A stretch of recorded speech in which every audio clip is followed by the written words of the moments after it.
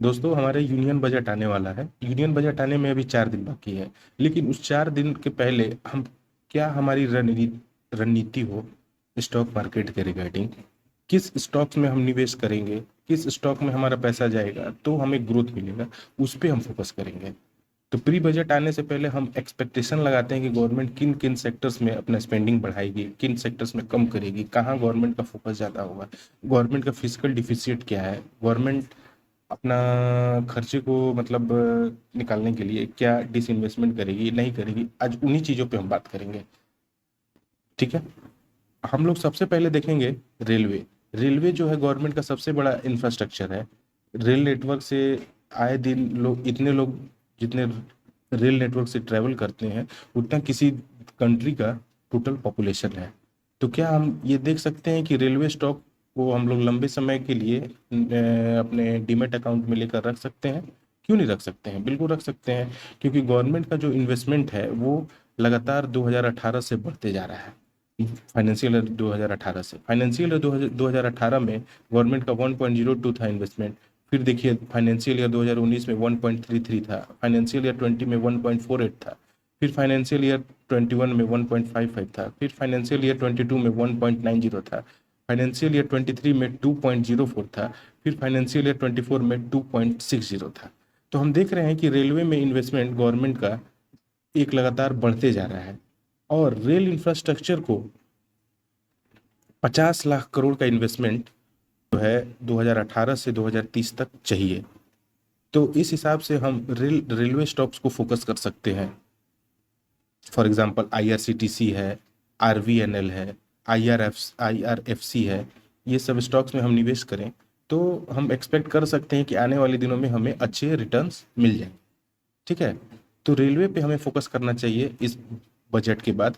इसके बाद हम देखेंगे अब बजट में गवर्नमेंट की प्रायोरिटीज क्या क्या होनी चाहिए, क्या क्या हो सकती है। जैसे कि नंबर ऑफ टाइम्स, ये जो सेक्टर्स आपके सामने स्क्रीन पे दिख रहे हैं, ठीक है, इन सभी सेक्टर में सबसे ज़्यादा गवर्नमेंट का एलोकेशन है लास्ट 15 बजट में हम देख सके तो।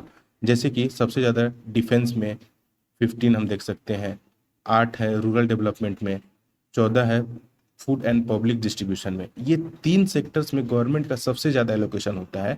तो हम फूड एंड पब्लिक डिस्ट्रीब्यूशन से रिलेटेड स्टॉक्स में इन्वेस्ट करने का सोच सकते हैं, डिफेंस का सोच सकते हैं, रूरल डेवलपमेंट में सोच सकते हैं, एग्रीकल्चर में हम सोच सकते हैं, रोड हाईवेज में सोच सकते हैं, फर्टिलाइजर्स में सोच सकते हैं, एजुकेशन में सोच सकते हैं, रेलवे में सोच सकते हैं। इन सभी इंडस्ट्रीज स्टॉक्स को हम एक बार जरूर देख सकते हैं। अब डिफेंस से जुड़े हुए स्टॉक जैसे कि HAL है, फुल फॉर्म हुआ है हिंदुस्तान एरोनॉटिकल्स लिमिटेड। फिर है BEL, Bharat electronics limited. BEL जो है, हम जो वोटिंग मशीन जो EVM है, इलेक्ट्रॉनिक इक्विपमेंट्स जो है वो सब BEL के द्वारा बनता है। इन सब स्टॉक्स पे देख सकते हैं। फूड एंड पब्लिक डिस्ट्रीब्यूशन से जैसे कि मैरिको हो गया, ब्रिटानिया हो गया, ITC हो गया, ये सब पे हम फोकस कर सकते हैं। और भी बहुत सारे स्टॉक्स हैं जो कि हम फोकस कर सकते हैं। ठीक है। अब देखिए बजट जो है, बजट में गवर्नमेंट जो अपना बजट बनाती है तो गवर्नमेंट का एक टारगेट होता है। सपोज दैट कैसे हम लोग घर में बजट बनाते हैं कि हमें दूध वाले को कितना देना है, बिजली बिल कितना देना है, पानी का बिल कितना देना है, रूम रेंट कितना देना है। तो हम लोगों ने बजट बनाया। अब हम देखेंगे कि अब हमें जो हमने बिल बनाया है तो उसमें जो पैसे खर्च होंगे वो पैसे कहाँ से आएंगे, किस माध्यम से आएंगे, किन किन सोर्सेज से आएंगे। उसी में ठीक उसी तरह से गवर्नमेंट भी अपना बजट बनाती है और अपना टारगेट रखती है कि किस इन्वेस्टमेंट से कहाँ से गवर्नमेंट के पास पैसा आएगा। ठीक है। तो हम देख सकते हैं गवर्नमेंट सबसे ज़्यादा जो अपने खर्चे को पूरा करने के लिए सबसे ज़्यादा जो पैसा है गवर्नमेंट कर्ज लेती है। 34% कर्ज, जो कि डेब्ट जिसको कहते हैं। ठीक है। फिर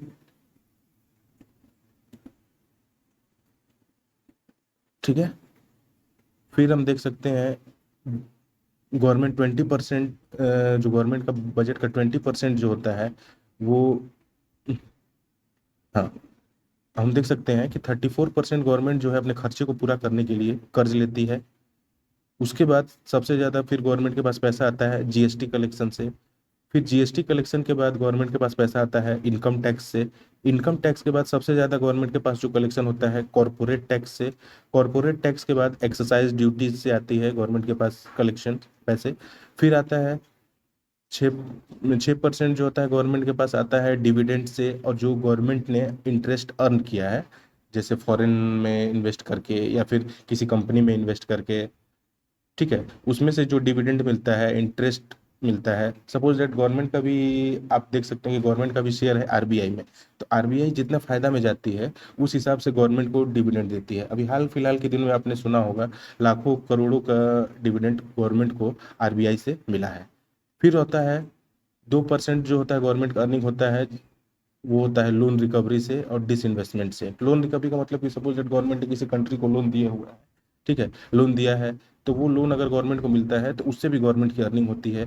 फिर जो होता है पब्लिक इंटरप्राइजेज को गवर्नमेंट डिसइन्वेस्ट करती है। डिसइन्वेस्ट का मतलब कि गवर्नमेंट अपना उसमें से जो होल्डिंग्स है उसको बेचती है, उससे गवर्नमेंट के पास पैसा आता है। फिर कस्टम ड्यूटीज से पैसा आता है। तो इस तरह से गवर्नमेंट जो अपना बजट बनाती है, तो गवर्नमेंट के पास बजट बनाने के बाद अब गवर्नमेंट का टारगेट होता है कि पैसे कहाँ से आएंगे। तो मैंने जो भी आपको बताया कि 34% डेब्ट से, 17% जीएसटी से, 15% कॉरपोरेट टैक्स से, 7% एक्सरसाइज ड्यूटी से, 15% इनकम टैक्स से, 4% कस्टम ड्यूटी से, 2% लोन रिकवरी से, 6% डिविडेंड और इंटरेस्ट से, ठीक है। इस तरह से गवर्नमेंट के पास पैसा आता है। अब देखेंगे आगे हम कि अब पैसा आता है तो पैसा जाता कहाँ है, ठीक है। अब गवर्नमेंट के पास पैसा आ गया तो गवर्नमेंट अब कैसे इस पैसे को खर्च करेगी। तो सबसे पहले आप देखिए गवर्नमेंट ने जो कर्ज लिया है उस कर्ज का इंटरेस्ट देने में गवर्नमेंट का पैसा जाता है सबसे ज़्यादा। फिर उसके बाद जो गवर्नमेंट स्कीम्स चलाती है जैसे सेंटर के द्वारा, जैसे हर घर नल से जल, उज्ज्वला योजना हो गया, किसान विकास सम्मान निधि योजना हो गया, पीएम सूर्य घर योजना हो गया, ऐसे बहुत सारे जो स्कीम्स हैं जो सेंट्रल गवर्नमेंट के द्वारा चलाई जाती हैं, उसमें गवर्नमेंट का बजट का 17% हिस्सा उसमें जाता है, ठीक है। फिर 18% जो है गवर्नमेंट का जो जीएसटी से कलेक्शन होता है उसमें स्टेट्स को भी शेयर करना पड़ता है, टैक्स का शेयर, उसमें 18% उसमें खत्म हो जाता है। फिर 9% जो होता है फिर से सेंट्रल के द्वारा जो स्पॉन्सर्ड स्कीम्स है, मींस स्पॉन्सर्ड स्कीम्स का मतलब कि जिसमें स्टेट गवर्नमेंट भी इन्वेस्ट करती है और सेंट्रल गवर्नमेंट भी, और सेंट्रल रन का मतलब होता है कि जिसमें पूरी तरह से सेंट्रल के द्वारा इसमें पैसा दिया जाता है, केंद्र सरकार के द्वारा। फिर होता है 7% जो होता है वो सब्सिडीज देने में जाता है। सब्सिडीज का मतलब कि जैसे कोई भी किसान है उसने लोन ले रखा है, तो आपने देखा होगा कि लोन लेते हैं तो सरकार उसमें सब्सिडी देती है। फिर फर्टिलाइजर्स खाद की खरीदारी पे सब्सिडी मिलती है, बिजली पे सब्सिडी मिलती है। फिर 8% जो होता है गवर्नमेंट का जाता है डिफेंस पे, रक्षा क्षेत्र में। रक्षा क्षेत्र हमारा मजबूत रहेगा तो हमारी कंट्री स्ट्रांग रहेगी, कंट्री स्ट्रांग रहेगी तो बड़े बड़े इन्वेस्टर्स हमारे कंट्री में आके इन्वेस्ट करेंगे, और इन्वेस्ट करेंगे तो इंडिया की इकोनॉमी ऊपर की तरफ जाएगी, बढ़ेगी। फिर 4% जो होता है अपने एम्प्लॉयज़ को, जो सेंट्रल गवर्नमेंट के नौकरी में है, उनका जो पेंशन होता है उस पर 4% का खर्च होता है गवर्नमेंट का बजट का। फिर और भी खर्चे हैं सरकार के जो कि हैं अदर एक्सपेंडिचर्स में, उसमें 8% का जाता है।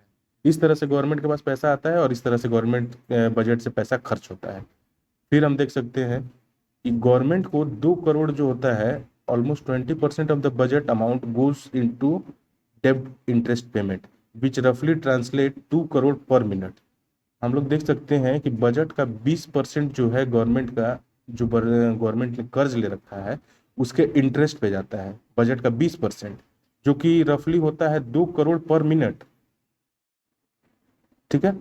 अब बात आती है कि गवर्नमेंट को कर्ज क्यों लेना पड़ता है। कर्ज इसलिए लेना पड़ता है कि गवर्नमेंट के पास इनसफिशियंट टैक्स कलेक्शन नहीं होता है, इसलिए गवर्नमेंट को अपने खर्चे पूरे करने के लिए खर्चे पूरे करने के लिए कर्ज लेना पड़ता है। टैक्स का कलेक्शन ज़्यादा नहीं हो पाता है तो जाहिर सी बात है कि भाई गवर्नमेंट के पास पैसा नहीं रहेगा, तो पैसा नहीं रहेगा तो कर्ज लेना पड़ेगा, ठीक है। और फिर उस कर्ज को कम करने के लिए गवर्नमेंट को मजबूरन टैक्स बढ़ाना पड़ता है, डिसइन्वेस्टमेंट करना पड़ता है, ताकि वो कर्ज पे अपने डिपेंडेंसी को कम कर सके, ठीक है।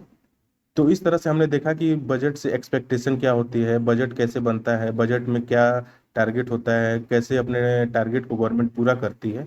तो इस तरह से आने वाली बजट के लिए आप इस चैनल से जुड़े रहें, और भी बजट से जुड़ी हुई जानकारी मैं इस चैनल पे शेयर करूंगा ताकि आप उस बजट को देखकर अपने फ्यूचर को सिक्योर कर सकें। तो आने वाले दिनों में हम लोग जो बजट डिक्शनरी एक तरह से मैं ये अपने यूट्यूब चैनल पे स्टार्ट कर रहा हूँ, तो बजट से रिलेटेड जो भी जानकारी आएगी मैं इस चैनल पे शेयर करूँगा। ठीक है दोस्तों, तो आने वाले वीडियोस के लिए लाइक करें, शेयर करें, सब्सक्राइब करिए। तब तक के लिए जय हिंद दोस्तों।